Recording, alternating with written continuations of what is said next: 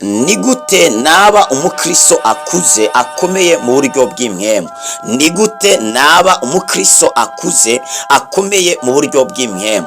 Birashoboka ko wakura nawe ukagera ku rugezo ujya pasiteri wawe agezeho. Birashoboka ko nawe wakura ukagera ku rujya rugezo urya muvugishwa iwanyu agezeho. Birashoboka ko nawe wakura ukaba strong, ukuzura ukamera nk'urya mwigisha w'iwanyu mufite. Birashoboka ko nawe wakura wahaguruka nawe ukagera ku rugezo urya muvuga butumwa international ubona imbere akoranya ibikorane bikomeye. Birashoboka ko nawe wagera ku rujya rugezo nawe ugakora ibikorane bikomeye bizana abantu benshi kuri Kristo Yesu. Birashoboka ko nawe wava mu bwana bwo mu buryo bw'imwemu maze ugakura ukaba umukristo akomeye atanyiganyizwa n'ivyari byo byose, ukaba umukristo akomeye afasha abandi bantu mu buryo bw'imwemu, mu buryo spirituel. Birashoboka ko wava ahantu uri ugakura ugahaguruka ukagera ku rugezo rwiza cyane. Turabaramukije mwese bakunzi b'ikiganiro Haracariho Ivyizigiro. Amahoro y'Imana nakomeze kubana namwe. Turabashimira cyane mwebwe mudukurikirana kuri no rubuga rwa YouTube ndetse na Facebook, mukurikirana ino channel yanyu ya Haracariho Ivyizigiro TV. Turagushimira wewe umaze gukanda sabone cyangwa subscribe. Turagushimira wewe umaze gukanda partage ugasangiza abandi kugira ngo nabo babashe gushikirwa na zino nyigisho. Kandi turagushimira nawe udusengera buri munsi, turagushimira nawe ushiraho like, turagushimira nawe ushiraho commentaire. Ibyo byose iyo wabikoze ubu twerese yuko watwumvirije, ubu twerese yuko bino bikogwa ko wabikunze, maze natwe bikadutera intege zo kubakorera ibindi vyigwa. Imana ihezagire cyane uri umuntu wese adukurikirana kuri no channel ya Haracariho Ivyizigiro TV. Imana ibahezagire cyane, Imana ibabere inyishu mu mpande zose. Tugiye kuganira ku cigwa tugiye kumaraho iminsi mikeya, kiravuga ngo ni gute naba umukristo akuze akomeye mu buryo bw'imwemu. Birashoboka ko waba umukristo akuze akomeye mu buryo bw'imwemu. Birashoboka iyo umuntu amaze kwakira Yesu akavuka ubugira kabiri. Reka maze mvuge uburyo umuntu avuka ubugira kabiri. Umuntu avuka ubugira kabiri biciye mu kumva ubutumwa bwiza. Icyo ni ikintu cya mbere. Umuntu avuka ubugira kabiri biciye mu kumva ubutumwa bwiza bwa Yesu Kristo. Icyo ni icya mbere. Icya kabiri no kwizera ubwo butumwa bwiza. Wabwumvirije ubutumwa bwiza, icya kabiri uca wizera icyo ubwo butumwa bwiza bukubwiye. Icya gatatu no kwakira Yesu nk'umwami n'umukiza ubuzima bwawe. No kwakira iryo jambo, no kwakira ubwo butumwa bwiza, no kwakira uwo mwami muri wewe nk'umwami n'umukiza ubuzima bwawe. Icya kane no kugera ikirenge mu cya Yesu ukabatizwa mu mazi menshi. Icya gatanu no kugendera mu ijambo rya Kristo. Ubwo butumwa bwiza wakiriye no kubugenderamo bugacika ubuzima bwawe, iryo jambo rigacika ubuzima bwawe. Izo ntamuko zitanu zose wazikoze, ubuhindutse umwana w'Imana, ubuhindutse icyaremwe gishasha, ubuhindutse umwana w'Imana nyezina. Mu yandi majambo ubutandukanye n'umuntu. Ubuzima bw'umuntu babuhejeje guhagarara, hari aho ubundi buzima bw'Imana babuhejeje guhaguruka indani muri wowe. Ntabwo ubukiri mu mugwi w'abantu, ubucitse umugwi w'abantu, uba winjiye mu mugwi w'abana b'Imana. Ubukuwe mu bwami bumwe uba winjijwe mu bundi bwami, aho Bibiri tubwira ngo yaratwimuye itwimurira mu bwami bw'umwana wayo akunda cyane ari we Yesu Kristo. Abana b'Imana hari ubundi bwami turimo. Birivuga ngo turi mu isi ariko ntabwo turi ab'isi. Ni impamvu rero batubwira uko, ni kubera hari ubundi bwami duhagazemo. Niyo mpamvu ibishikira ab'isi uri umwana w'Imana ni wakagombye nawe kuvyitega ko vyagushikira. Umwana w'Imana aratandukanye.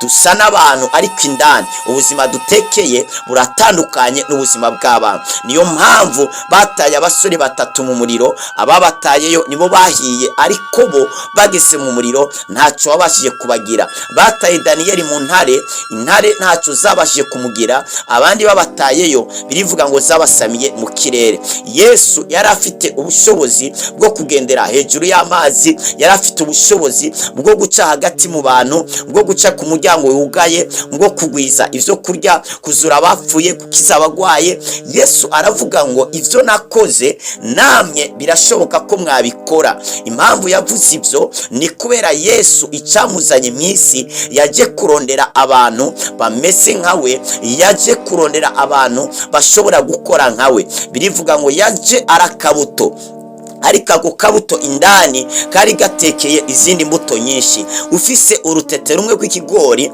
ukaba ukeneye ibigori byinshi ntururya, ahubwo uraruteragira. Imana yari ifise Kristo nk'umwana w'ikinege, ariko Imana yari ikeneyeyo abandi bana benshi bameze nka Kristo.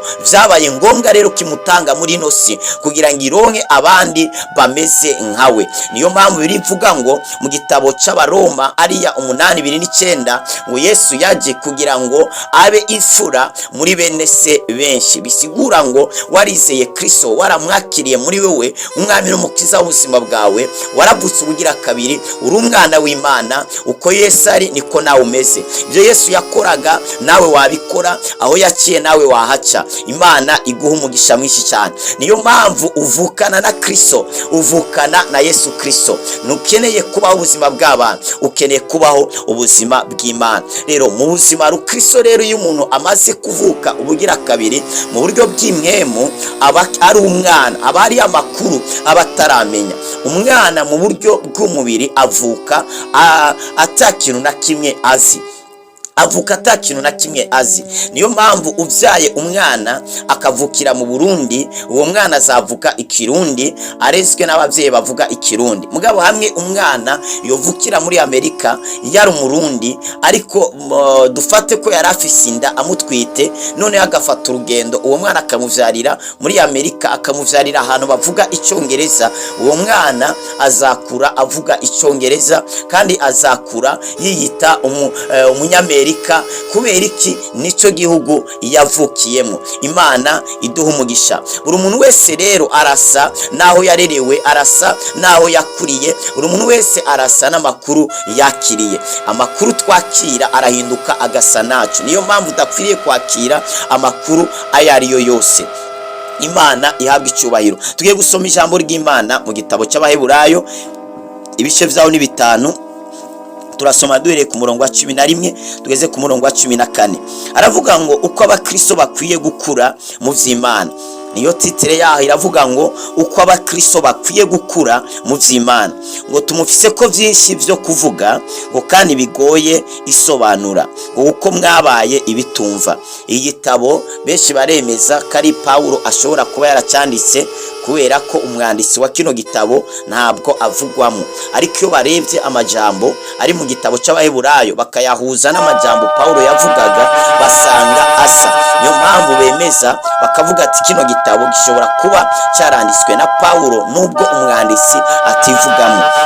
Rero uyu mukozi w'Imana yaratanguye abwira ishengero, aravuga ngo tumufise ko ibintu byinshi Yesu vyo kumuvugaho.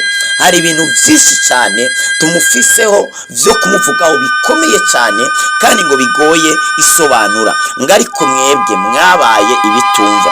Twariho byinshi twababwiye bijyanye n'uyu mwami, bijyanye na Kristo, by'Imana twababwiye. Twari tuzi ko ivyo bintu tuzosanga mwarabihagazemo, tuzosanga byarabacikiye ubuzima, muri ko murabibamwo, muri ko murabifashisha n'abandi bantu. Ariko noneho dusanze mwabaye ibitumva.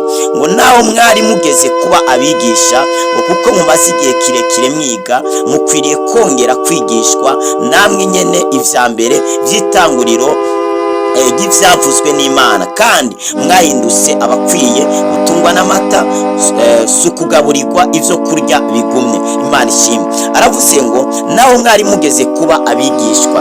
Aba bantu Pawulo yari karavuga, aba bantu umukozi Imana yari karavuga, bari abantu bari barakijijwe, bari barakiriye Yesu, noneho bari mu itorero, bamara igihe bariko barigishwa, bariko bararegwa, bariko barasengerwa. Noneho umukozi w'Imana cyangwa umurongozi aca yitega kabo bantu urugezo bagezeho cyangwa urugezo yabasizeko ko rushobora kuba rwaraduze hejuru cyane, bashobora kuba bari bageze ku rugezo rwo kwigisha abana. Ibaze kwigisha umwana, umunyeshure, umwaka wose ugahera ugasanga umwana arosa ubusa, nta kintu na kimwe yabashije kubona. Bibabaza abavyeyi. Ibaze kwigisha umwana ukamurera ukamukurikirana, ariko indero yose wamuhaye umwana ntabashe kuyigenderamo. Bibabaza umuvyeyi. Noneho umukozi w'Imana arababara cyane, aravuga ngo ndetse igihe maze muri kumuriga mwari mukwiriye kuba muri kumwigisha abandi. Urugezo mwari mugezeho rwari urugezo rwo kwigisha abandi, rwari urugezo rwo gushobora gufasha abandi, ariko noneho nsanze mutabikwiriye. Muracari abana, muracari impinja, muracari abantu bo gutungwa n'amata. Ubu tuzwe n'amata ngo ni umuntu aba ataramenya ijambo ryo kugororoka, ni umuntu aba ataramenya ijambo ryo kugororoka. Uwo nguwo ni umukristo aba akivutse ubugira kabiri, aba ataragirane, aba atarumva amakuru menshi atandukanye ajanye n'ivya Kristo. Uwo niwe bita uruhinja. Urya muntu yavutse ubugira kabiri akijijwe no munsi, urya aba ari uruhinja mu buryo spirituel. Ariko Pawulo noneho aba bantu aca aravuga ngo sanze mukiri impinja. Ibaze usanga umuntu yarakuze, wari ugiye kumugaburira ivyo kurya bigumye, noneho wabimugaburira ugasanga birase ko abirya, kandi wewe nk'umuvyeyi wamureze wari uzi ko wari hageze kava ku buyi, kava ku kirayi, kava ku mata, wari uzi ko ageze ahantu yorya ibigori cyangwa amagufa, noneho ugasanga ivyo bintu ntarabigera. Pawulo biramubabaza cyane. Aravuga ngo nuko utuzwe n'amata aba ataramenya ijambo ryo kugororoka, kuko aba ari uruhinja. Ariko ivyo kurya bigumye nivyo abakuze bafise ubwenge, maze kubwo kwama babukoresha bumugorera gutandukanya ikibi n'ikiza. Aravuga ngo ariko ivyo kurya bigumye nivyo abantu bakuze. Bavuze abantu bakuze n'abantu bakuze mu buryo bw'impemu, ngo bafise ubwenge. Aba bantu ngo bategerezwa ko bafise ubwenge, ngo maze kubwo kwama babukoresha. Aba bantu rero bakuze mu buryo bw'impemu ni abantu baba bafise ubwenge, hanyuma ubwo bwenge baba bafise bakabukoresha. Ntabwo babyigumizamo, oya, barabusora, barabukoresha. Ngo maze kubwo kwama babukoresha ngo buca bumugorera gutandukanya ikibi n'ikiza. Umuntu akuze mu buryo bw'impemu ni umuntu amaze kuba atandukanya icyiza n'ikibi, ni umuntu amaze kuba ageze ku rugezo rwo gutandukanya icyiza n'ikibi, maze agakora icyiza akareka ikibi. Usomye mu gitabo mu cete cya mbere Pawulo yandikiye Timoteyo, yandikiye abikorino yandikiye abikorino ibice byabo 3 uhereye ku murongo wa mbere. Aravuga ngo Pawulo agaya abikorino ko baciyemwe amacakubiri, ngo kubwanjye bene data sinashoboye kubabwira nk'abimwemu, ariko nababwiye nk'abaganzwa n'akameremere k'imibiri yabo, nk'abana b'inzoya bo muri Kristo. Nabaramije amata, sinabagaburiye ivyo kurya bigumye, kuko mutari bwabishobore, kandi nanone ntimurabishobora, kuko mukiganzwa n'ivy'akameremere kanyu, ko muri mwebwe hari shari no gutongana, nimuganzwa navyo, nimugenda nk'abantu. Pawulo arababwira ngo bene data, kubwanje ntabwo nabagaburiye, ntabwo nababwiye, sinashoboye kubabwira nk'abantu b'imwemu, ariko nababwiye nk'abaganzwa n'akameremere k'imibiri. Iyo umuntu akiganzwa n'umubiri, akiganzwa n'akameremere k'umubiri, uyo muntu ntabwo aba araba umuntu akuze mu buryo bw'imwemu. Umuntu akuze mu buryo bw'imwemu ni umuntu ashobora kuganza ingeso ziwe, ntabwo ari umuntu atwagwa n'ingeso ze. Pawulo avuga ngo iki? Unagwanije umubiri wanje ndawuhindura umuja, kugira ngo nigishe abandi ntagira agasembwa. Noneho aravuga ngo sinabagabura ivyo kurya bigumye bene data, nabahaye ivyo kurya byoroheje. Ariko ubu aho mwari mugeze ku rugezo, mwari ngomba gutangira kurya ivyo sanse hataragera ko murya ivyo kurya bigumye. Niyo mpamvu mu ishengero burya hari ivyo kurya byoroheje bihabwa abana batoya n'ibihabwa abantu bakuze. Hari inyigisho zihabwa abantu batoya muri Kristo Yesu bakijijwe no munsi bamaze igihe gito, ndetse n'izindi zihabwa abamaze igihe kinini cyane bari mu vy'Imana, bari mu gakiza, bariko bariga. Ndetse umwana muri primaire ndetse no muri secondaire ndetse ntabwo biga bimwe, oya biba bitandukanye. Umwana siro uko agenda yunguruzwa niko agenda ahura n'ibikomeye, niko agenda yigishwa ibintu bikomeye, ariko atangurira hasi. Rero no mu buzima rukristo turunguruzwa, ari mu wa mbere, mu wa kabiri, mu wa gatatu, mu wa kane, mu wa gatanu, mu wa gatandatu, mu wa karindwi, hariho secondaire. Mu buzima rukristo turiga. Iyo rero utiga nta kintu umenya, nta hantu ugera, ko buri muntu wese arasa n'inyigisho yakiriye. None ndashaka kuvuga ibintu intambuko 9 zikugira umukristo akomeye. Ndashaka kuvuga intambuko 9 zikugira umukristo akomeye. Ikigwa cyacu kiravuga ngo ni gute naba umukristo akuze akomeye mu buryo bw'imwemwe. None ushaka kuvugamo intambuko zingahe 9 zikugira umukristo akomeye. Muri no video cyangwa muri kino kigwa cy'uyu munsi ntabwo ndi buzivugemo, nzazivuga muri video y'ubukurikira, mu nyigisho z'ubukurikira. Imana igumugisha bari ryambere dukurikiranye hano, kanda subscribe cyangwa sabone, wibuke gusangiza abandi zino nyigisho. Imana iguhe umugisha. Nimba ari cyagufashije, ari kibazo wagize, cyandike muri commentaire. Imana iguhezagire cyane. Ntuzakikwe mu kigwa gikurikira aho tuzavuga intambuko 9 zikugira umukristo akomeye. Waba ushaka gukomera mu buryo bw'imwemwe, waba ushaka gukura nawe ugere ku rugezo, wigisha abandi, urera abandi, ufasha abandi, kurikirana kino kigwa. Ntabwo kizagusiga uri umuntu wo hasi, kandi ntube wa wundi yumva amajambo ariko ntagire icyo yakozeho. Ni wumva amajambo y'Imana, giba umuntu ayakora, niyo azazana impinduka mu buzima bwawe.